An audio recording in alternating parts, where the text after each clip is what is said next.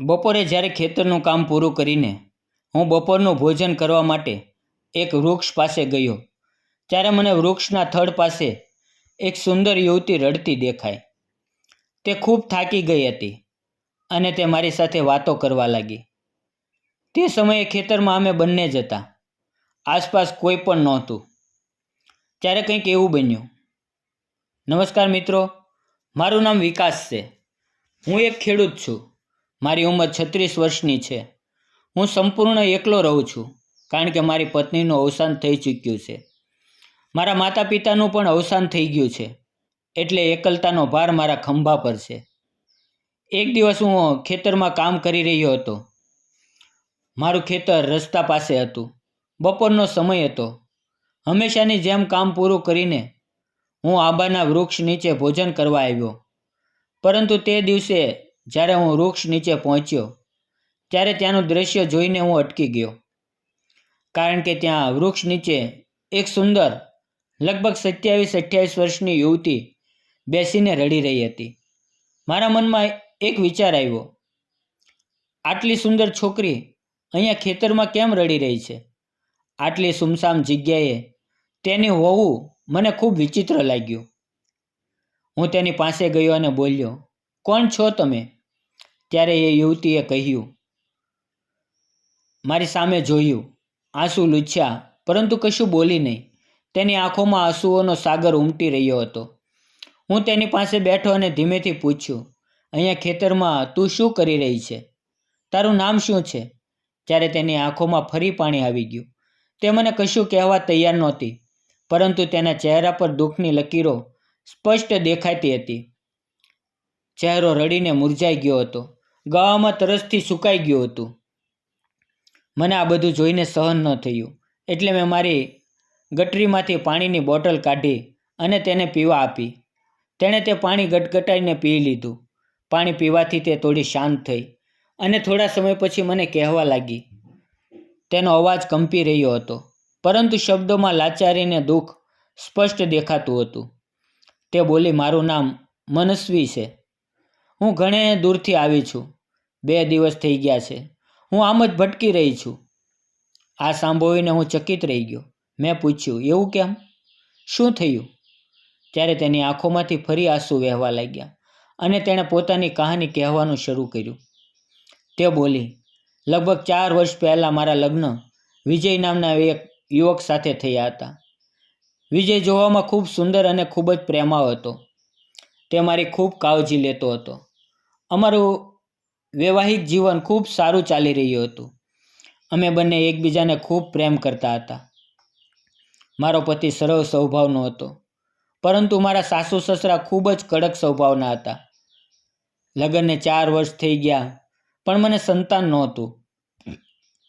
એટલે સાસુ સસરાએ મારા પતિને બીજા લગ્ન કરવા માટે ઉશ્કેરવાનું શરૂ કર્યું.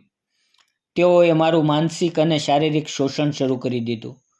થોડા દિવસોમાં તેઓએ મારા પતિના બીજા લગ્ન પણ કરાવી દીધા. લગ્ન બાદ મારો પતિ તેની નવી પત્ની પર વધારે ધ્યાન આપવા લાગ્યો અને મારાથી પૂરેપૂરી રીતે દૂર થવા લાગ્યો. સાસુ સસરા મને વધુ કામ કરાવવા લાગ્યા. તે મારી સાથે મારપીટ પણ કરતા. મેં આ બધું મારા માતા પિતાને કહ્યું. તેમણે વિરોધ કર્યો, પરંતુ મારા સાસુ સસરાએ કોઈની વાત ન સાંભળી. મારા પર અન્યાય વધતો જ ગયો અને એક દિવસ મને ખબર પડી કે તેઓએ મને સમાપ્ત કરવાની યોજના બનાવી છે. આ સાંભળીને હું ઘરેથી ભાગી ગઈ. મારે પિતાજીના ઘરે પણ નહોતું જવું, કારણ કે મારા મા બાપ વૃદ્ધ હતા. તેમને પરેશાન કરવાનું મને નહોતું ગમતું. એટલા માટે છેલ્લા 2 દિવસથી હું આમ જ ભટકી રહી છું, જંગલમાં જીવી રહી છું." તેની આ કહાની સાંભળીને મારું દિલ દુઃખથી ભરાઈ ગયું. તેનો ચહેરો રડીને લાલ થઈ ગયો હતો. મેં ધીમેથી પૂછ્યું, "શું તે ખાધું છે?" તેણે માથું હલાવીને ના પાડી. ત્યારબાદ મેં મારું ટિફિન ખોલ્યું. તેમાં રોટલી, શાકભાજી અને ભાત હતા. મેં થોડું મારા માટે અને થોડું તેના માટે પીરસ્યું. તે પહેલાં ના કરતી રહી, પણ મારી જીદ કરવા પર તેણે ખાવાનું શરૂ કર્યું. તે રડતા રડતા ખાઈ રહી હતી. તેની આંખોમાંથી વહેતા આંસુઓ મારા દિલ પર ઊંડા નિશાન છોડી રહ્યા હતા. મેં તેને શાંત કરવા કહ્યું, હવે ચિંતા ન કર, બધું સારું થઈ જશે. થોડા સમય પછી અમારું ભોજન પૂરું થયું. તેના ચહેરા પર હવે થોડી તાજગી દેખાવા લાગી. ત્યારબાદ તેણે મને કહ્યું, હવે હું જાઉં છું. મેં પૂછ્યું, હવે તું ક્યાં જઈશ? ત્યારે તે ધીમા ધીમા અવાજે બોલી, જ્યાં ભગવાન લઈ જશે ત્યાં જઈશ. કોઈ કામ મળશે તો પેટ ભરાશે. તેના આ શબ્દોએ મારા દિલને અંદર સુધી હચમચાવી દીધો. હું તરત જ બોલ્યો, જો તારી ઈચ્છા હોય તો મારી પાસે કામ કરીશ. મારા ઘરમાં કોઈ નથી, ઘર ખાલી છે. તું મારા માટે ભોજન બનાવી દેજે, થોડુંક ખેતરના કામમાં હાથ બટાવી દેજે. હું તને સારા પૈસા આપીશ. તારે ક્યારેય ભૂખ્યું રહેવું નહીં પડે. તે થોડી ક્ષણ સુધી મને જોઈ રહી. તેની આંખોમાં થોડા વિશ્વાસનું કિરણ દેખાયું, જાણે તે કોઈ સહારો મળી ગયો હોય. કદાચ તેને એ પવે લાગ્યું હશે કે આ અંધકાર ભરેલા જીવનમાં હવે થોડીક રોશની દેખાઈ રહી છે. એટલા માટે તેણે હા પાડી. પછી હું અડધું કામ છોડીને તેને મારા ઘરે લઈ આવ્યો. તે મારો બહુ આભાર માનતી રહી. તેના ચહેરા પર થોડી શાંતિ હતી કે હવે તેને સહારો મળી ગયો છે. મેં તેને મારું ઘર બતાવ્યું. મારું ઘર 3 ઓરડાનું હતું. એક મારો ઓરડો, એક ખાલી હતો અને એક રસોડું હતું. મેં તેને રહેવા માટે એક ઓરડો આપ્યો અને રસોડું બતાવ્યું. ઘરની આજુબાજુનું આંગણું બતાવ્યું અને આંગણે મોટા શેડમાં મારી 2 ગાયો પણ બતાવી. તેની પાસે નાનો થેલો હતો જેમાં તેના બધા કપડાં હતા. તે બહુ સાદગીથી અને નમ્રતાથી મારી પાછળ ચાલી રહી હતી. જ્યારે મેં તેને એક ઓરડામાં રહેવાની જગ્યા આપી ત્યારે તેની આંખોમાં આંસુ આવી ગયા અને તે વારંવાર મારો આભાર માનતી રહી. ધીરે ધીરે સાંજ થઈ અને એ દિવસે મનસ્વીએ બંને માટે ખૂબ સારું ભોજન બનાવ્યું. તેના હાથોમાં એટલો સ્વાદ હતો કે મને મારી પત્નીના હાથનું બનાવેલું ભોજન યાદ આવી ગયું. અમે બંનેએ આંગણામાં બેસીને સાથે ભોજન લીધું. ભોજન લેતા સમયે મનસ્વીની નજર દિવાલ પર લટકેલી એક તસવીર પર પડી. તે તસવીરને તે અને પછી મને પૂછવા લાગી, આ ફોટો તમારો છે? અને આ ફોટામાં જે યુવતી છે તે કોણ છે? મેં ધીમા અવાજમાં કહ્યું, હા, આ મારો જ ફોટો છે અને તેમાં જે યુવતી છે તે મારી પત્ની અનુરાધા છે. આ સાંભળતા જ મનસ્વી ચૂપ થઈ ગઈ અને થોડા સમય પછી પૂછ્યું, તમારી પત્ની હવે ક્યાં છે? તેના આ સવાલે મારી આંખો ભીની થઈ ગઈ. મેં ઊંડો શ્વાસ લીધો. તેની તરફ જોઈને કહ્યું, મારા 5 વર્ષ પહેલાં લગ્ન થયા હતા. મારી પત્ની અનુરાધા બહુ જ પ્રેમાળ સ્વભાવની હતી. બાળપણમાં જ મારા માતા પિતાનું અવસાન થઈ ગયું હતું, એટલે મારું જીવન ખૂબ ખાલી હતું. પરંતુ અનુરાધા મારી જિંદગીમાં આવી પછી જાણે બધું બદલાઈ ગયું. અમે બંને ખૂબ ખુશીથી જીવન વિતાવતા હતા. અમારી વચ્ચે બહુ પ્રેમ હતો, પણ કિસ્મતને આ સુખ મંજૂર નહોતું. અચાનક થોડા દિવસોમાં મારી પત્ની મને હંમેશા માટે છોડીને ચાલી ગઈ. મારા પર દુઃખનો એટલો મોટો પહાડ તૂટી પડ્યો કે મને લાગ્યું કે હવે મારું જીવન જ બંધ થઈ ગયું છે. જીવવાની ઈચ્છા જ સમાપ્ત થઈ ગઈ હતી. પરંતુ ધીમે ધીમે હું એ દુઃખમાંથી બહાર આવ્યો. પ્રકૃતિએ મને ઘણો સહારો આપ્યો. મેં ખેતીમાં મનને ઝોકી દીધું. હવે હું પ્રકૃતિને પ્રેમ કરું છું. ખેતરમાં મહેનત કરીને જીવન જીવું છું. મારી આ વાત સાંભળીને મનસ્વીની આંખો પણ ભીની થઈ ગઈ. તે ધીમા અવાજમાં બોલી, મને માફ કરજો. મારો ઈરાદો તમને દુઃખ આપવાનો નહોતો. હું તો ફક્ત જાણવા ઈચ્છતી હતી. મેં તેને સમજાવતા કહ્યું, ના મનસ્વી, આવું કંઈ નથી. ઉલટાનું, તારી સાથે વાત કરીને મારું મન હળવું થઈ ગયું. તારી સામે હું મારું દિલ ખોલી શક્યો. એ જ મારા માટે રાહતની વાત છે. અમારું ભોજન પૂરું થયું. મેં તેને તેના ઓરડામાં સૂવા માટે કહ્યું અને હું મારા ઓરડામાં ચાલ્યો ગયો. પણ એ રાત્રે મને ઊંઘ જ આવતી નહોતી. હું આંગણામાં રાખેલી ખાટ પર સૂતો હતો અને મારી આંખો સામે વારંવાર મનસ્વીનો જ ચહેરો આવી રહ્યો હતો. તેની નિર્દોષ સ્મિત, તેની મોટી મોટી આંખો અને ચહેરા પરની સચ્ચાઈ જાણે મારા દિલ પર છપાઈ ગઈ હતી. ધીરે ધીરે મારી અને મનસ્વીની સારી ઓળખાણ બનવા લાગી.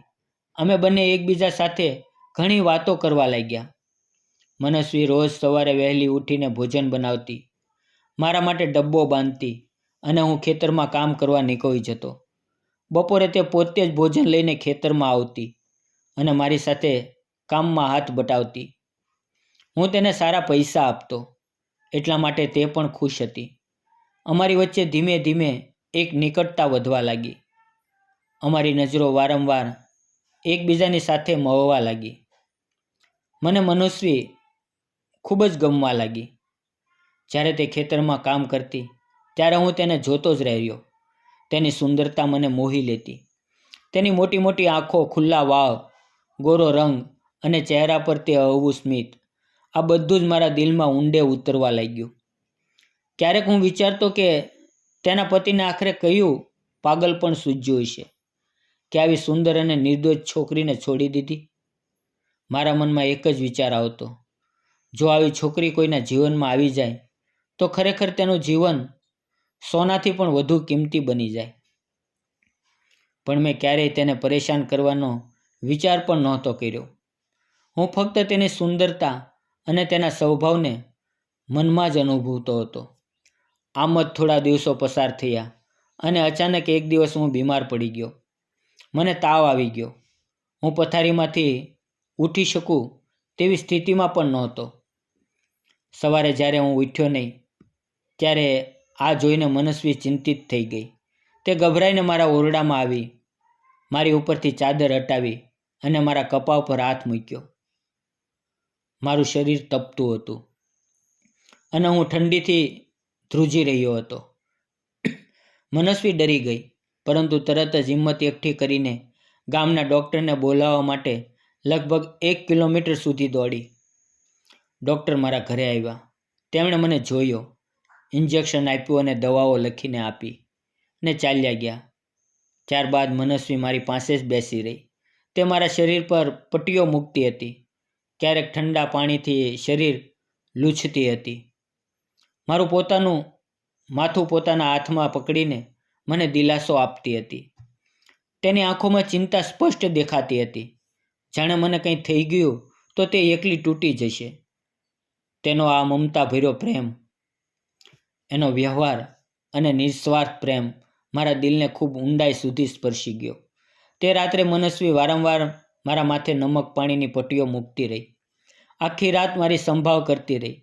તેનો આ નિસ્વાર્થ ભાવ જોઈને મારા દિલને એક અજબ શાંતિ મળતી હતી. થોડા કલાક પછી મને રાહત મળવા લાગી અને ધીમે ધીમે સાંજ થઈ ગઈ. મનસ્વીએ ભોજન બનાવીને મને ખવડાવ્યું, દવાઓ આપી અને મારી એવી રીતે કાળજી લીધી જેમ કોઈ પોતાના કરે. મારો તાવ ધીમે ધીમે ઓછો થવા લાગ્યો, છતાં પણ મનસ્વી આખી રાત જાગીને મારી દેખભાળ કરતી રહી. તેની આ સેવા ભાવના જોઈને મારી આંખોમાં આંસુ આવી ગયા, કારણ કે મને આ અચરજ થઈ રહ્યું હતું કે કોઈ મારા માટે આટલી લાગણી અને ચિંતા કરી રહ્યું છે. આ કારણે મારો તેના પ્રત્યેનો પ્રેમ વધુ ઊંડો થઈ ગયો. આ રીતે 2-3 દિવસ પસાર થઈ ગયા. એક સાંજે અમે બંને સાથે ભોજન કરવા બેઠા. એ રાત્રે અમારી બંનેના દિલમાં એક નવો બદલાવ અનુભવાઈ રહ્યો હતો. મારો મનસ્વી પ્રત્યેનો પ્રેમ વધતો જ રહ્યો હતો. ભોજન કર્યા પછી હું આંગણાની ખાટ પર સૂતો અને આકાશ તરફ જોવા લાગ્યો. થોડા સમય પછી ઘરનું કામ પૂરું કરી મનસ્વી પણ આવી. જ્યારે મેં મનસ્વીની આંખોમાં ઝળહળતું આશ્ચર્ય જોયું તો મારું મન આનંદથી ભરાઈ ગયું. મેં ધીમેથી તેના હાથ મારા હાથમાં લીધો અને તેને આકાશના બીજા નક્ષત્રો પણ બતાવતો રહ્યો. હવે અમારી નજરો એકબીજા સાથે ટકરાઈ ગઈ અને એક ક્ષણે મારું દિલ ભાવનાઓથી ભરાઈ ગયું. મેં મનસ્વીને કહ્યું, મનસ્વી, તું મારા જીવનમાં આવી ત્યારથી મને જીવવાની એક નવી દિશા મળી છે. મને તું ખૂબ ગમા છો. તું મારી એટલી કાળજી લે છે કે મને તારી સાથે પ્રેમ થઈ ગયો છે. શું તું મારી સાથે લગ્ન કરીશ? આ સાંભળી મનસ્વી થોડા સમય સુધી શાંત રહી.